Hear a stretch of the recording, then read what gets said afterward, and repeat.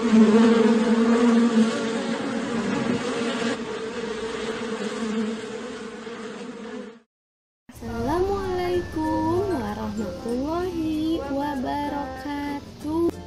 Hai teman-teman, apa kabar? Semoga teman-teman semua selalu dalam keadaan sehat dan tetap semangat dalam menjalankan puasanya. Kali ini Bu Guru akan bercerita tentang kisah binatang yang ada dalam Al-Quran. Kira-kira kisah apa ya anak-anak? Betul sekali. Kali ini Bu Guru akan cerita kisah lebah dalam Al-Quran. Ada yang pernah mendengar kisah lebah dalam Al-Quran? Ada yang pernah melihatnya? Wah, Bu Guru tahu pasti anak-anak semua sudah pernah mendengar kisah lebah dan pernah melihatnya.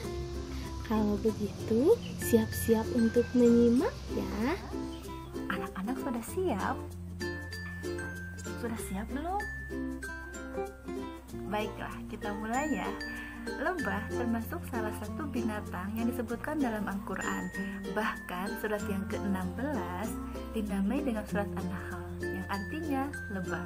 Lebah adalah makhluk Allah Subhanahu wa Ta'ala yang benar-benar menakjubkan.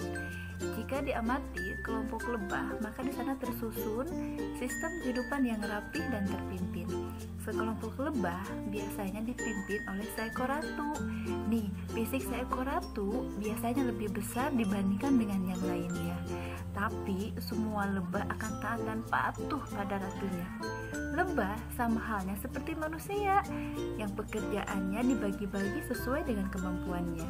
Lebah termasuk binatang yang tidak mengambil keputusan dengan sembarangan. Contohnya, pertimbangan di saat membuat sarang.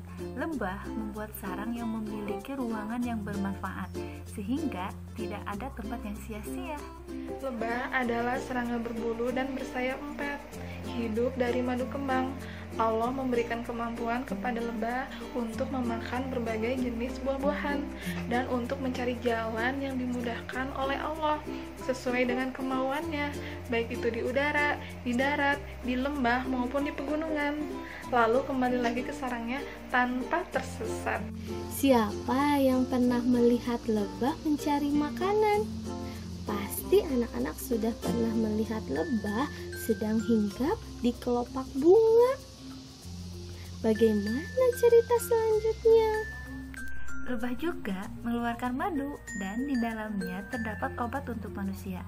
Hal ini sesuai dengan firman Allah Subhanahu wa Ta'ala dalam surat An-Nahl ayat ke-69 yang berbunyi, "Kemudian makanlah dari tiap-tiap macam buah-buahan dan tempuhlah jalan Tuhanmu yang telah dimudahkan bagimu. Dari perut lebah itu keluar minuman madu yang bermacam-macam warnanya. Di dalamnya terdapat obat yang menyembuhkan bagi manusia. Sesungguhnya pada yang demikian itu benar-benar terdapat tanda kebesaran Tuhan bagi orang-orang yang memikirkan." Betul sekali apa yang diceritakan Bu Hana. Selain itu, ada 4 sifat yang dimiliki oleh lebah. Pertama, hinggap di tempat yang bersih dan hanya menyerap yang bersih. Apa anak-anak? Hinggap di tempat yang bersih dan hanya menyerap yang bersih. Betul. Lebah hanya akan hinggap di tempat-tempat pilihan. Dia sangat jauh berbeda dengan lalat. Serangga yang lain dapat ditemui di tempat sampah, di kotoran, atau tempat-tempat yang berbau busuk. Tapi lebah tidak. Ia hanya akan mendatangi bunga-bunga atau buah-buahan atau tempat bersih lainnya yang mengandung bahan madu atau nektar. Yang kedua, lebah mengeluarkan yang bersih, seperti mengeluarkan madu yang sangat bermanfaat untuk manusia. Yang ketiga, lebah tidak merusak. Seperti yang dijelaskan di atas, lebah tidak pernah merusak atau mematahkan ranting yang ia hinggapi. Yang keempat, lebah tidak pernah melukai kecuali diganggu. Iya betul, lebah itu tidak pernah memulai untuk menyerang. Ia akan menyerang manakala ia merasa terganggu atau terancam. Dan untuk mempertahankan kehormatan lebah, ia rela mati dan melepaskan sengat di tubuh pihak yang diserang. Masya Allah. Anak-anak, selain itu ada 3 amanat ilahi yang diwahyukan kepada lebah, yaitu yang pertama, lebah bisa diternakan sebagaimana yang ditegaskan dalam ayat Al-Quran. Buatlah sarang-sarang di bukit-bukit, di pohon-pohon kayu, atau di tempat-tempat yang dibuat oleh manusia. Yang kedua, lebah tidak akan merugikan manusia meskipun ia memakan buah-buahan yang ditanam oleh manusia, tapi justru sebaliknya, ia akan memberikan manfaat yang sangat besar bagi manusia. Manfaat itu ialah meningkatnya produksi pertanian. Yang kedua, menghasilkan madu sebagai minuman segar dan obat mujarab bagi manusia. Ya, lebah itu binatang yang baik hati. Ia tidak akan mengganggu manusia jika ia tidak terlebih dahulu diganggu oleh manusia. Lebah itu ciptaan siapa? Allah, betul, ciptaan Allah yang sangat istimewa. Namanya diabadikan di dalam kitab sucinya, Al-Quranul Karim, yang termaktub di dalam surat apa? An-Nahl, betul, yang bermakna lebah. Allah menciptakan lebah itu sangat kecil, mungil, tetapi banyak sekali mengandung rahmat dan berkahnya. Alhamdulillah, kisah tentang lebah sudah selesai. Kira-kira apa yang anak-anak pikirkan tentang hikmah dari penciptaan lebah? Betul sekali. Yang bisa dijadikan pelajar bagi orang yang berpikir yaitu yang pertama, selalu mendatangkan manfaat. Yang kedua, bekerja keras. Dan yang ketiga, bekerja secara profesional.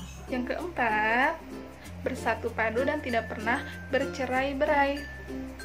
Yang kelima, hormat dan patuh terhadap perintah pemimpin. Yang keenam, sikap rela berkorban. Demikian pelajaran dari kisah lebah yang bisa kita amalkan dalam kehidupan sehari-hari.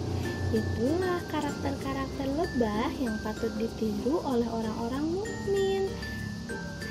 Sungguh Allah tidaklah sia-sia menyebut dan mengabadikan binatang kecil itu dalam Al-Quran sebagai salah satu nama surat, yaitu An-Nahl. Sekian cerita hari ini. Semoga kita semua dapat mengambil hikmah dari seekor lebah. Kita harus terus berdoa supaya saudara-saudara kita yang kena virus corona cepat disembuhkan oleh Allah Subhanahu wa Ta'ala. Juga para tenaga medis yang tetap sehat dalam menjalankan tugasnya. Dan semoga kita bisa secepatnya sekolah kembali. Sampai bertemu di cerita selanjutnya. Wassalamualaikum warahmatullahi wabarakatuh.